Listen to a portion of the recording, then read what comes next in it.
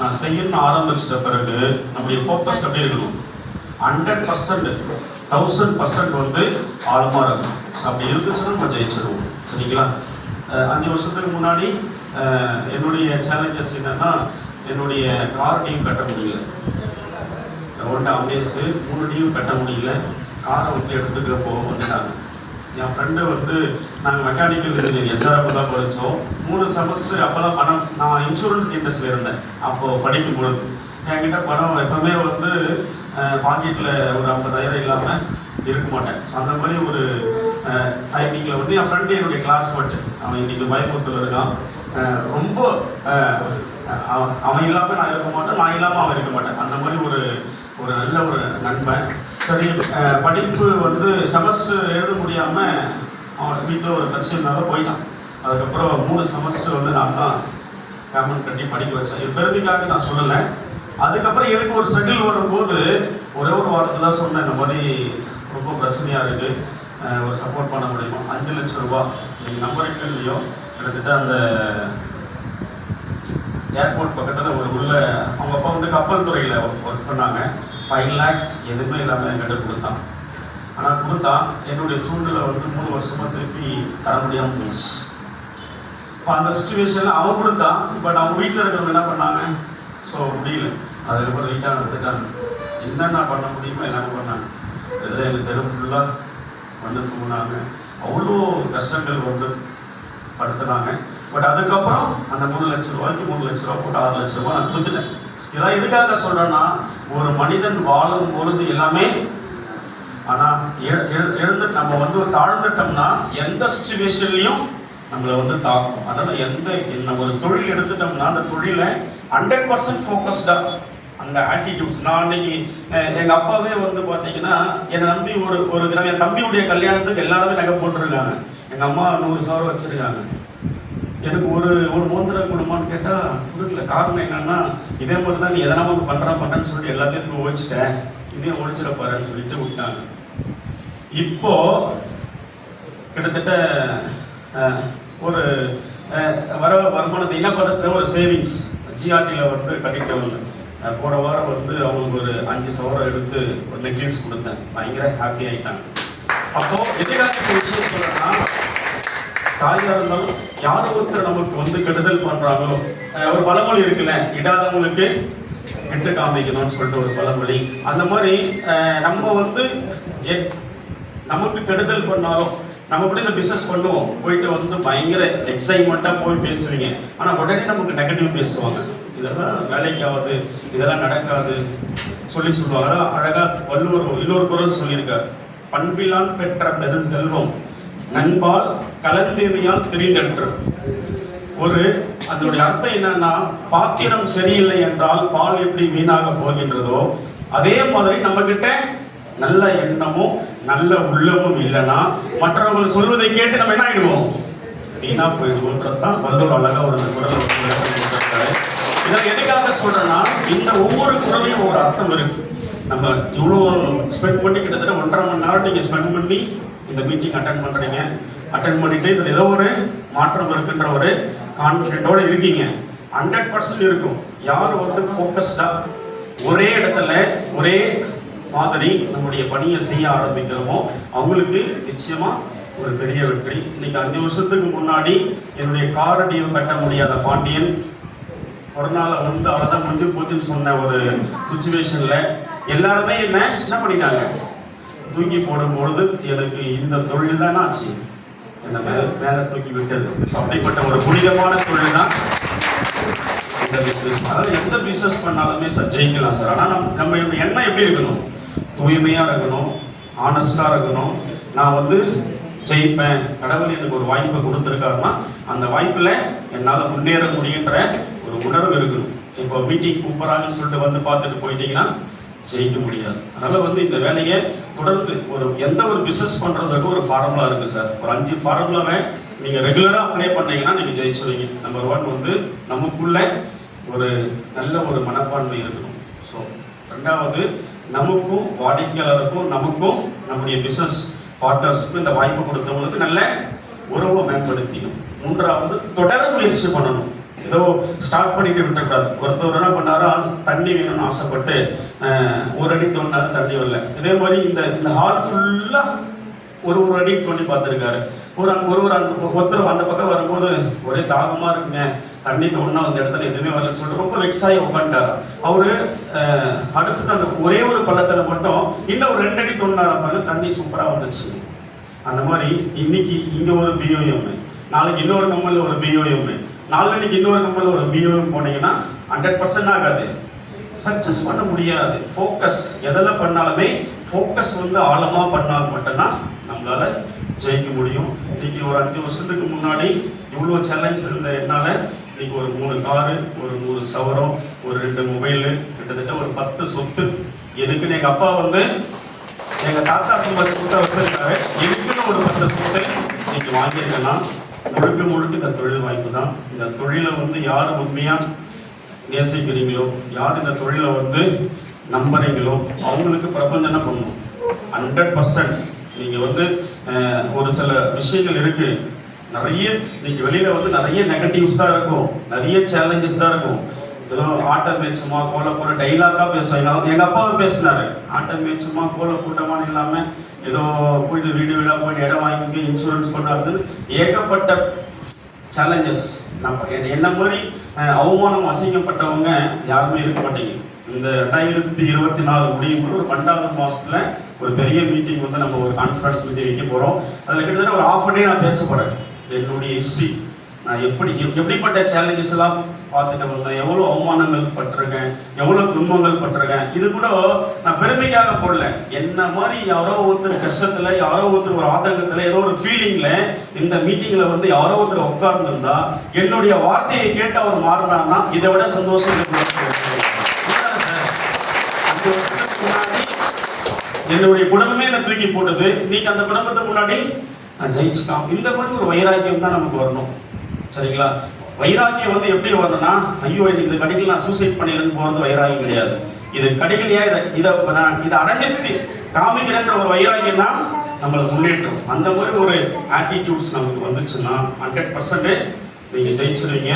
நான் டைம் இல்லை, ஒரு 5 நிமிஷத்தில் நம்ம 3,65,000 சம்பாதிக்கக்கூடிய ஒரு வாய்ப்பை நம்ம ஓம் சரவணபவா ப்ரொமோட்டர்ஸ் ப்ரொமோட்டிங் ப்ராஸ்பரிட்டி ஒரு சூத்திரத்தை நம்ம ஃபாலோ பண்ணிட்டு இருக்கோம். அந்த சூத்திரத்தை தான் இப்போ சொல்ல போகிறேன். சொல்லாமா சார்? அதான் நீங்கள் ஃபுல்லாக லிசன் பண்ணுங்க. லிசனிங் எவ்வளோ இருக்கோ அவ்வளோ உங்களுக்கு ஏர்னிங்ஸ் வர ஆரம்பிச்சிடும். ஓகேவா? Okay, thank you. ஸோ இப்போ நம்முடைய நிறுவனத்தில் பார்த்தீங்கன்னா கிட்டத்தட்ட ஒரு 3 ப்ராஜெக்ட்ஸ் 10 லட்சம் சதுரடிக்கு நம்ம கிட்ட ப்ராடக்ட் இருக்கு சார். கிட்டத்தட்ட நிறைய இருக்கு. இப்போதைக்கு அட் ப்ரெசென்ட் 10 லட்சம் ஸ்கொயர் ஃபீட்டுக்கு நம்ம கிட்ட ப்ராடக்ட்ஸ் இருக்கு. இப்போ ஒரு 3 பட்ஜெட் மட்டும் நிறைய போட்டு குழப்பாம ஒரு 3 ப்ராடக்டை மட்டும் நம்ம பிச் பண்ணி ஒரு 3.5 லட்ச ரூபா சம்பாதிக்கக்கூடிய ஒரு வாய்ப்பை நம்ம சொல்ல போறோம். ஃபர்ஸ்ட் ஒன் பார்த்தீங்கன்னா high budget. High budget means பார்த்தீங்கன்னா ஒரு 5,000 ரூபாயில ஸ்டார்ட் பண்ணி ஒரு 10,000 ரூபாய்க்குள்ள இருக்கக்கூடிய ப்ராஜெக்டை ஒரு 1000 சதுரடி நான் விற்பனை பண்ணி தரேன்னா எனக்கு நமது நிறுவனம் 100 rupees ஃபார் ஸ்கொயர் ஃபீட்டுக்கு தராங்க. ஓகே, அப்போ 1000 சதுரடி 100 rupeesனா நம்முடைய வருமானம் எவ்வளோ? 1 லட்சம் ரூபாய். பெரிய பணம் தானே? பெரிய பணம் தானே சார்? 1 லட்சம் உங்களுக்கு வந்துச்சு. 1000 சதுரடி ஒரு மாசத்துல பண்ணீங்கன்னா 1 லட்சம். இன்னொரு ப்ராடக்ட் பார்த்தீங்கன்னா ஒரு 1000 rupeesல இருந்து 1400 வெளியே இருக்கக்கூடிய ஒரு ப்ராடக்ட். இது காஞ்சிபுரம் நம்ம சண்முக சார் சொன்னாங்கல்ல, ராம்பாலா ஜவுடியும் வேடல் ப்ராஜெக்ட். இந்த மனை பிரிவில் ஒரு மாசம் 30 நாள் நீங்க உழைச்சி 2 மனைகள் 1000 சதுரடி 2 மனைகள் நீங்க விற்பனை செய்தீங்கன்னா சதுரடிக்கு 50 ரூபா தரும்.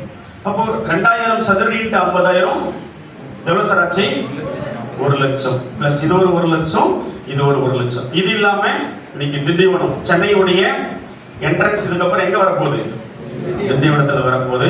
அந்த திண்டிவனத்தில் கிட்டத்தட்ட ஒரு 13,000 ஏக்கர்ஸ்க்கு பார்த்தீங்கன்னா இன்னைக்கு இப்பெல்லாம் நம்ம என்ன பேசுறோம்? உரகடன் தான் பார்த்தீங்கன்னா ஏசியாவிலேயே செகண்ட் ஆட்டோமொபைல் ஹப்னு சொல்றோம். இன் ஃபியூச்சர்ல பார்த்தீங்கன்னா திண்டிவனம் தான் ஏசியாவிலேயே நம்பர் 1 ஆட்டோமொபைல் ஹப்பா வரக்கூடிய ஒரு சிச்சுவேஷன் ரெடி ஆயிடுச்சு. அந்த இடத்துல நமது நிறுவனம் ஆன் ரோட்ல ஒரு எக்ஸலண்டான ஒரு ஃபென்டாஸ்டிக்கான ஒரு மார்வலஸான ஒரு ப்ராஜெக்டை இந்த வாரம் நம்ம லான்ச் பண்ற வேலைக்கிழமை. அதனுடைய ப்ராஜெக்டுடைய மதிப்பு 500 rupees ஃபார் ஸ்கொயர் ஃபீட்டு. 1000 சதுரடி 5 லட்சம் ரூபாய். ஓகேவா சார்? இந்த லோ பட்ஜெட்டில் நம்ம ஒரு மாதம் ஃபுல்லாக உழைச்சி ஒரு எத்தனை பிஸ்னஸ் பண்ண போகிறோம்?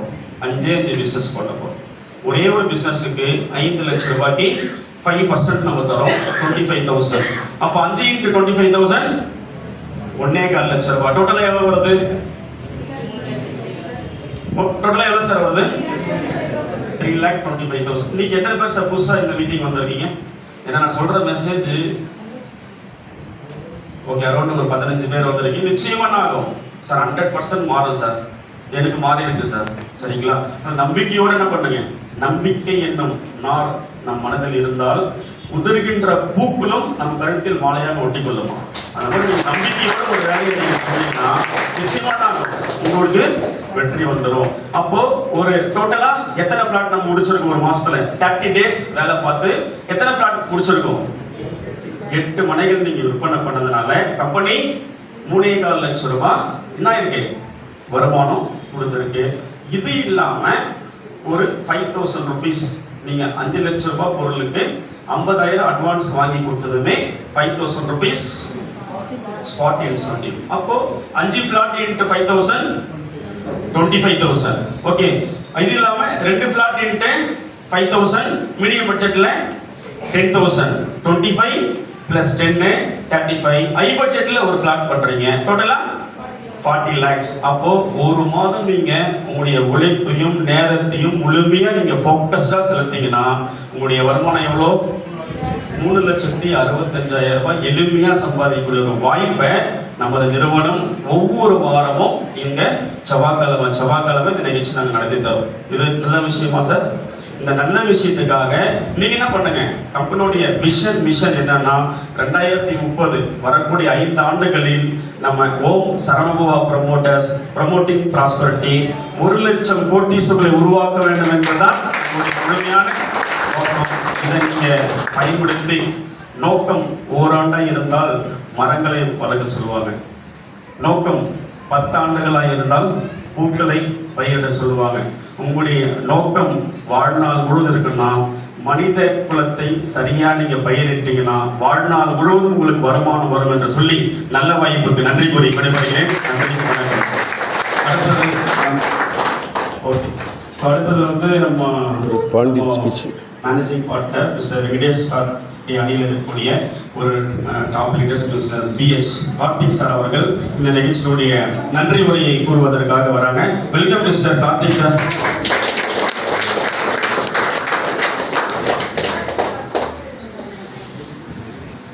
சார் சொன்ன மாதிரி 15 மினிட்ஸ்ல முடிச்சுக்கலாம். Okay, thank you.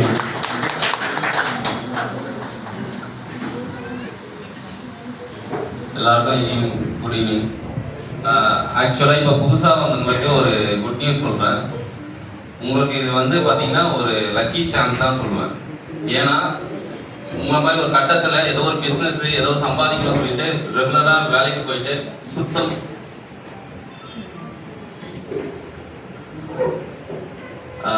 பாக்கெட் மணி இல்லாமல் ஒரு ஸ்டேஜில் இருந்து ஒரு 2013 வந்து யோசிச்சுட்டு இருந்தேன். காலேஜ் முடிச்சுட்டு என்ன பண்ணலாம், இது வருமானம் பத்துமான்ட்டு. ஒரு ஐடி கம்பெனியில் ஒர்க் பண்ணிட்டு இருக்கும்போது ஒரு 25,000 30,000 தான் அப்போ கொடுப்பாங்க. ஸோ அப்போ யோசிச்சு பார்த்தேன் இந்த ஃபீல்டு எந்த ஃபீல்டில் வந்து நம்ம மணி வந்து சம்பாதிக்க முடியும்னு யோசித்தேன். அப்போது சார் சொன்ன மாதிரி தான் சினிமா ஃபீல்டு ஒன்று, அரசியல் வரதுக்கு நம்மளுக்கு ஏஜ் வேணும், அதுக்கான படைபலம் வேணும், அதுக்காக நம்ம எல்லாரையும் நம்ம மீட்டிங் போட்டு பேசி நம்ம ஆர்கனைஸ் பண்ணணும். ஸோ அதில் பாலிடிக்ஸில் நம்ம போக முடியாது. ஐடி கம்பெனியில் வந்து உட்காந்து காலையிலேருந்து ஈவினிங் வரைக்கும் உட்காந்தோன்னா டைமும் தெரியாது, ஒரே அமௌண்ட் தான் நம்ம சம்பாதிக்க முடியும். சரி, ஓகே, வேறு எதுல சம்பாதிக்கணும்னு பார்த்தோன்னா அப்போ தான் இந்த MLM இந்த மாதிரி ரியல் எஸ்டேட் ஃபீல்டு நான் பார்த்தேன். அந்த ரியல் எஸ்டேட் ஃபீல்டில் மட்டும்தான். ஸோ இதில் வந்து ஒரு பேங்கிங்கில் ஒரு ஐடி செக்டரில் இருந்து ஒர்க் பண்ணி மாதம் ஒரு 50,000 ரூபா 60,000 ரூபா சம்பாதிக்கிறோம். ஆனால் நம்மளுக்கு டைம் இருக்க மாட்டுது, அதுக்கான வருமானமும் வர மாட்டுது. அப்போ யோசிச்சு பார்க்கும்போது தான் ரியல் எஸ்டேட் நான் வந்து என் ஃப்ரெண்டு மூலிமா சூஸ் பண்ணேன். அந்த சூஸ் பண்ண ஃபஸ்ட்டு மந்த்து இந்த மாதிரி உட்காந்து செலக்ட் பண்ணி 2 பிளாட் தான் பண்ணேன். ஸோ என்னோட இன்கம் வந்து பார்த்தீங்கன்னா 1 lakh ஆச்சு. ஸோ அதுக்கப்புறம் தான் என்னோட பிளானே நான் மாற்றினேன்.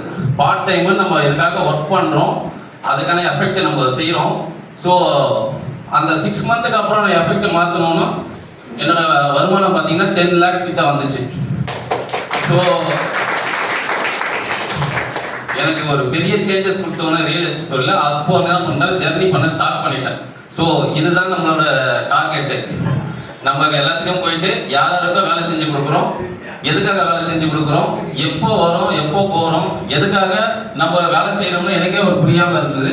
பட் இந்த ஃபீல்டில் வந்தோம்னா தான் இதுதான் நம்மளுக்கான வாழ்க்கைன்னு ஒரு லைஃப் கிடைச்சது. ஸோ உங்களுக்கு வாய்ப்பு கொடுத்தவங்களுக்கும் சரி, இப்போ நீங்கள் ஸ்டார்ட் பண்ண ஐடியாவும் சரி, உங்களுக்கு உங்கள் லீடர் யாரோ அவங்கள கன்சிடர் பண்ணுங்கள். அவர் சொன்ன மாதிரி பிளான் மாதம் 4 லட்சம் இல்லை 8 லட்சம் கூட சம்பாதிக்கலாம். பட் அது உங்களோட திறமையில தான் இருக்குது. அதை யூஸ் பண்ணுங்கள். தேங்க்யூ.